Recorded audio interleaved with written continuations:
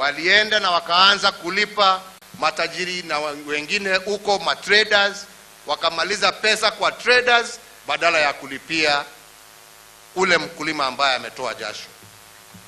I promise you and I swear before God, you try that again and you'll see what is going to happen to you. Thiko igire tu thutha wa mutongoria wa bururi Uhuru Kenyatta kurutira mukana arugamiria nene bodi ya irio nyumu iguru rigie guthararia marihi ma mbembe kuri arimi, riu arimi aya ni mambiriirie kurihwo.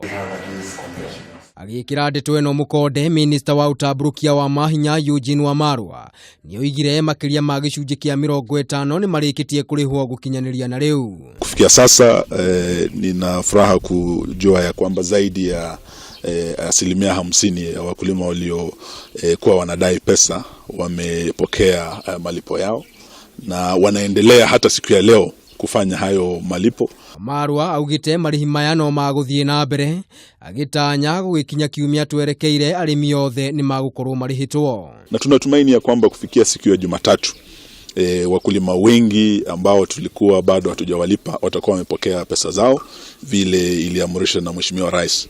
So leo nina furaha nikiwa nyumbani ya kwamba kile kilio cha wakulima kufikia wiki ijayo kitakuwa kimepoa. Maya magithiaga na mbere, mutongoria wa bururi Uhuru Kenyatta ni arutire mukana thii ya mutu iguru rigie kwendia mutu na thogora wa makiria ma ciringi 75 kuona thogora wa mbembe onaguo ni urikitie kugwa. Hatutaki sasa mambo ya ukora kati ya wale ambao wanasiaga unga na mambo mengine. Kwa sababu bei ya mahindi imeshuka, tunataka kuona bei ya unga pia ikishuka. Nioigire aria makunyitwo makiendia mutu mugaru na thogora uria wagireire ni magutacukirio makinya ma kiwatho. Na wale ambao wataendelea kunyemelea wa Kenya, basi ni hawa tutachukuliwa hatua. Hawa ndio watachukuliwa hatua. Because that is exploitation and we cannot have exploitation. Au ni namna gani?